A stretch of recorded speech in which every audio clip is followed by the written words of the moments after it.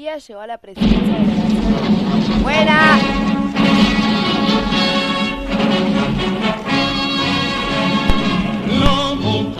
En el año 1955, cuando Perón estaba a cargo del gobierno, un grupo de oficiales de la Marina y la Fuerza Aérea activaron una rebelión contra el gobierno protagonizando un frustrado golpe de Estado contra el gobierno peronista.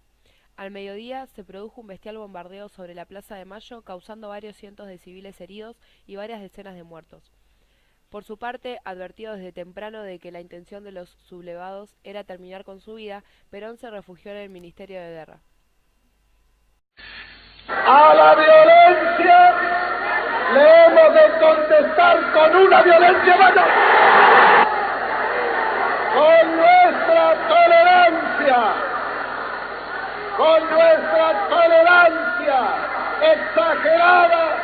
Nos hemos ganado el derecho de reprimirnos violentamente.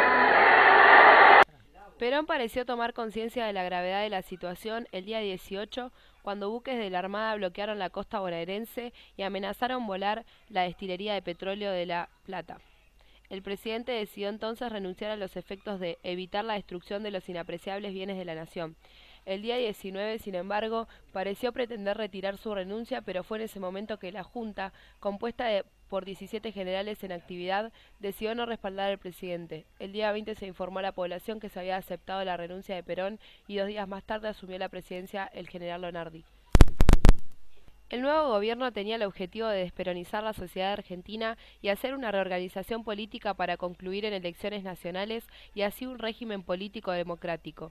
El general Lonardi quería establecer acuerdos con los peronistas y como muchos se le opusieron, finalmente en noviembre de 1955 fue obligado a renunciar y Aramburu asumió como presidente y vice Rojas. El gobierno disolvió el partido peronista e intervino en la CGT y sancionó una ley.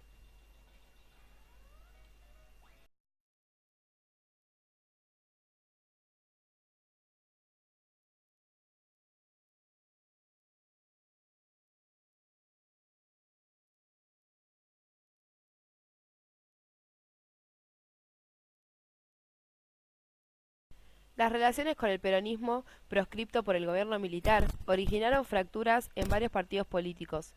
En 1956, la UCR se dividió en la Unión Cívica Radical del Pueblo, UCRP, liderada por Balbín, tiene una posición totalmente opuesta al peronismo. La Unión Cívica Radical Intransigente, UCRI, liderada por Frondizi, no creen que el peronismo sea un problema, están dispuestos a dialogar con los grupos peronistas. Las Fuerzas Armadas se convencieron de que habían fracasado en su intento de desperonizar la sociedad argentina. Es así que en 1958 se convoca a elecciones generales. En las elecciones arrasa Frondizi y asume como presidente de la nación. Realizando con sus promesas, decreta un aumento de salario del 60% y legalizó las organizaciones peronistas y sus actividades. El gobierno de Frondizi fue un gobierno débil, ya que estaba presionado por los militares que querían acceder al poder. En 1962 debían haber elecciones. Frondizi, confiado en la política electoral de la UCRI, permite la participación de candidatos peronistas. La historia de los peronistas resultó intolerable para los militares y le piden a Frondizi que anule las elecciones. Este se niega para mantener la democracia. Entonces lo deponen.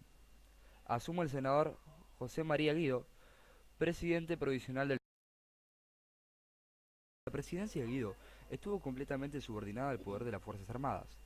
Anula las elecciones, cierra el Congreso, mantiene al ministro de Economía, Alzogaray, y el Estado pasa a encontrarse en emergencia económica. Se pagan los sueldos en las cuotas y hay inflación. Los militares estaban divididos por la postura respecto al peronismo y la democracia. La gran disputa fue, ¿qué hacer con el peronismo? Azules o constitucionalistas. Abrir el diálogo con los sectores peronistas, sostener al presidente hasta nuevas elecciones. Colorados, profundamente antiperonistas, régimen militar. Cada bando luchaba para lograr el control sobre el gobierno. El gobierno de Guido estaba controlado por los colorados. El general Onganía se decidió a enfrentar a los colorados y restablecer la autoridad y el respeto de parte de las Fuerzas Armadas. En el plano político proponía la normalización institucional. El 22 de septiembre la Fuerza Aérea bombardeó una concentración colorada. El comando colorado se rindió y el presidente Guido designó al general Onganía como comandante en jefe del ejército. El gobierno empezó a impulsar la campaña electoral para elegir las nuevas autoridades constitucionales para julio de 1963.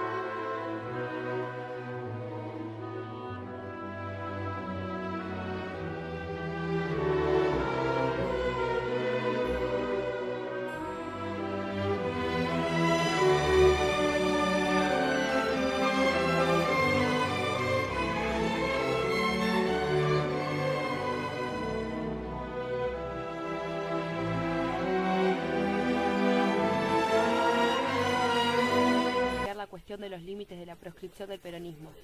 Estaban UCRP, Ilía y Perete, UCRI, Allende, UDELPA, grupos de derecha, Aramburu y desde el exilio Perón llama a votar en blanco.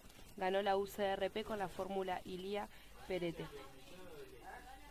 Ilía llegó a la presidencia de la Nación en elecciones controladas por las Fuerzas Armadas en las que se prohibió la participación del peronismo y mientras estaba detenido el interior del presidente Arturo Frondizi.